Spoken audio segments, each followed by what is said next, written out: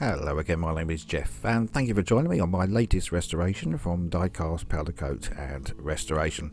Today we'll be restoring a Corgi Rover SD1 3500cc. This is a little trip down memory lane for me, as I did own 4 of these. I did have a 3.5 in a sort of browny colour. I had a lime green 2.6 and a blue 2.6 and a gold 2.3. I did love them at the time, but looking back, they weren't that good. But I loved the shape of them at the time. A little bit of a change now. I've got the little sign over the other side. I've got this ultrasonic cleaner, which is quite useful for carburetors. But I have been using it a little bit on some of the bits of these cars as well.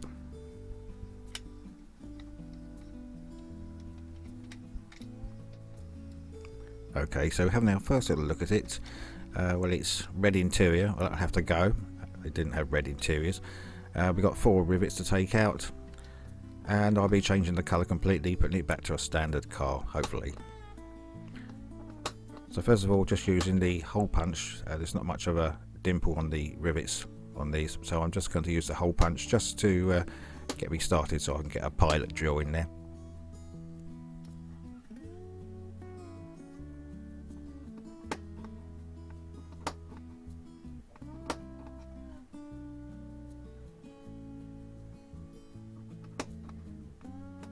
And with that done, we'll get the pilot drill in now, just to start off the drilling out of the rivet post.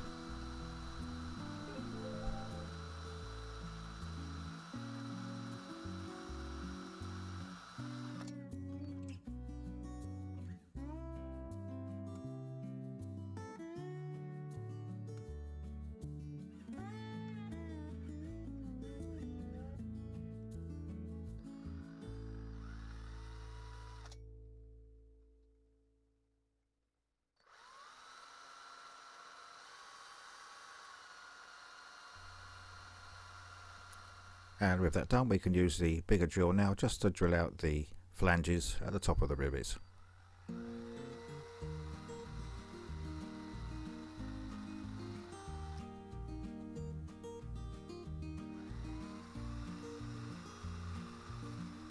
After drilling out all 4 rivets, there's the base, comes off quite nicely, along with everything else. The bumpers are separately attached.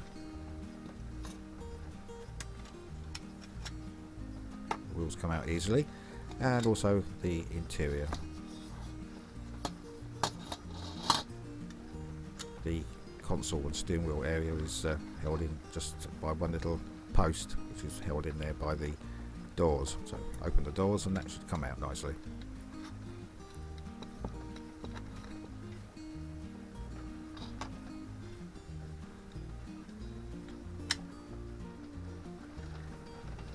Okay, there we have all the parts together. I'll be doing things a little bit the wrong way round today. It's chucking it down with rain out there, so all the actual sandblasting will be done as soon as I can.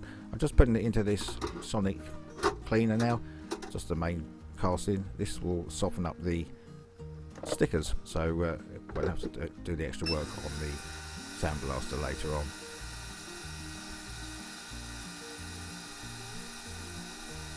So that will go in there now for 15 minutes, about 60 degrees. There we go. Only the top sticker seems to be much looser, which makes it come off much easier than it did when I tried by hand earlier on. If anything, the bodywork has come out much whiter.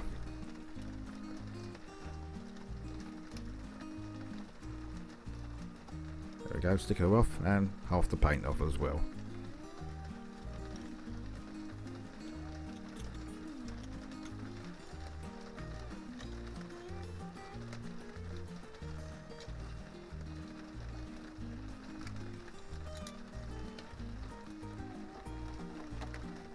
Okay, whilst we can't exactly go to the media blaster at the moment, might as well give the interior a good clean, and the wheels, etc.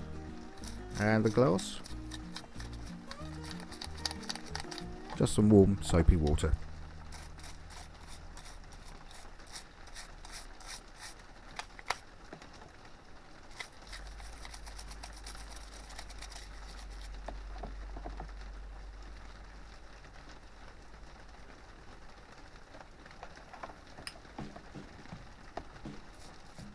just show you one more wheel. I'm sure you know how to clean bits of plastic. And whilst we can, I'll just put some chrome pen on the bumper sections to brighten them up a little bit. And we've got time for those to dry because we'll do the body work a little bit later on.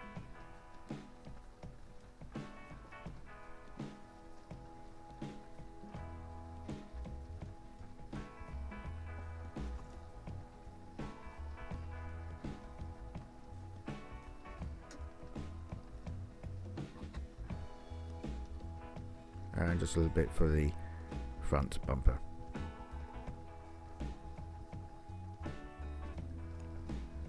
Okay, using the Magic Doctor stuff again, give the glass a good polish.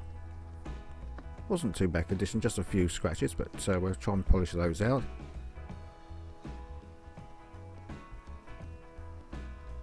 And once that's done, we'll give those, or that glass, another wash just to get off the excess polish, and then the usual little dip into Pledge Revive It, and then we can hang that up for the rest of the day to dry properly. Now later on in the evening, the wife's gone out, the sun's come out, and time to get on with some media blasting. I think I mentioned before that I use aluminium oxide in here, so just a little clip of what's going on. As I say, it's very dusty, but it's a little bit less messier than using the old paint remover, as I have to sometimes.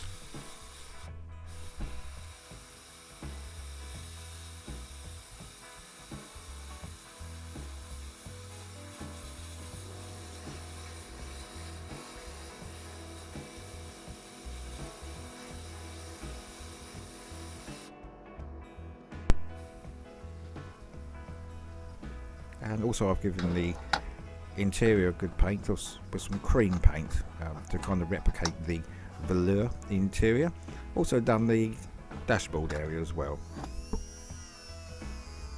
Okay, now we'll give the main casting a quick rub down with the spinning wire brush.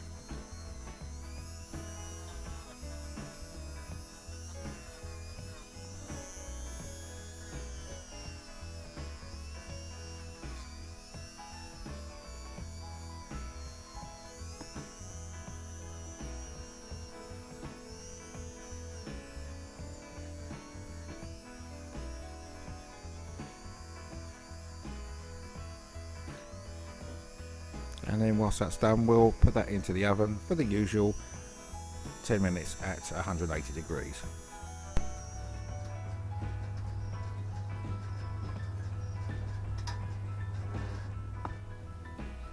Okay, whilst they're cooking, I'll be just putting some little extra detail into the where the dials are, a few details on the gear lever, handbrake, etc.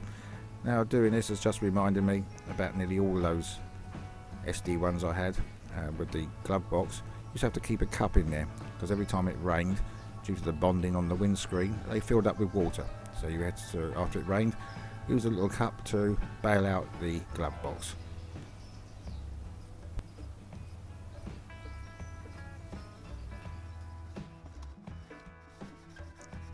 Okay, so once they're out the oven, we give the usual rub down with some acetone.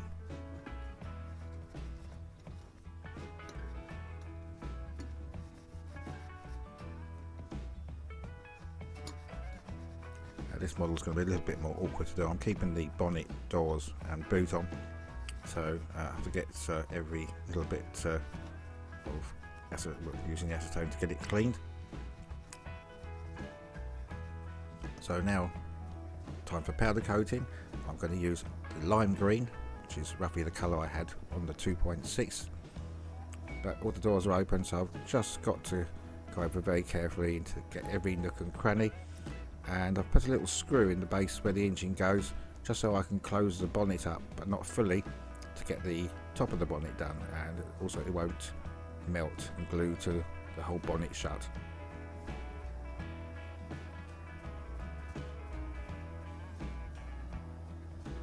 Looking back in my younger days, probably about 19, 20, 21, as I had about 4 of these, and I also had a Jaguar XJ6. And looking back, they're only a few £100, and the insurance, from what I remember in those early 80s, It was about £160 a year, which was a lot then, but compared to what they're paying these days, kids, for a Fiesta, it wasn't bad going. We could just chop and change, pretty much have what car we wanted. So now just doing one half of the base, just doing it with electrostatic magic gloss black.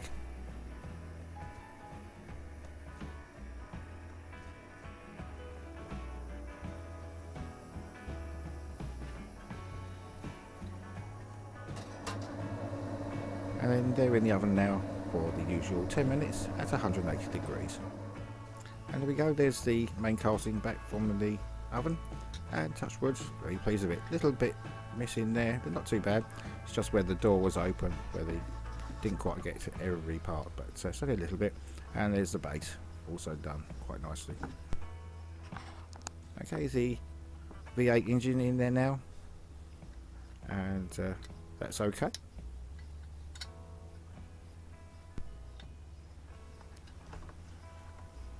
Now I've put the glass back in now. I'm just going to put a little bit of super glue in there just to make sure it holds in there. And now we've got all the bits and pieces back together again, and just dropping a little bit of super glue into the holes for the false fake rivets.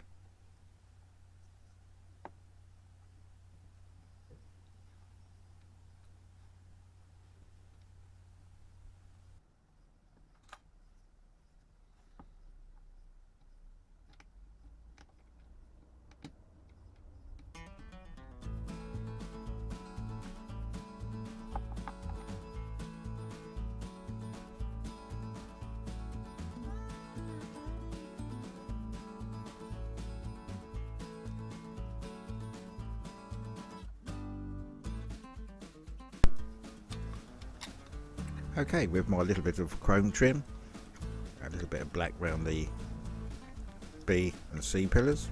I've done the lights as best as possible with some new yellow paint for the indicators, and done the inside, a little bit of detail inside with the cream velour seats. So as I say, that's it, she's finished. So let's have a little look of what she used to look like. The paintwork was fairly solid. It's in a racing coloured livery, which really not my cup of tea. So I thought I'd go back to the early days of my life, driving days when I had one myself, and I thought we'd put it back to the lime green. Either you like it or you don't. So let's see what she looks like now. There we go, with all the doors, boot and bonnet open. It's all gone back together fairly well, quite pleased with it. And as you can see, as it comes round, done the cream velour seat and gear lever and the steering wheel, and let's have a look at it with the doors closed. Well, thank you very much for watching. I hope you did enjoy this video. Please subscribe if you do like them, and I hope to see you again next time. Please take care out there. Goodbye for now. Thank you.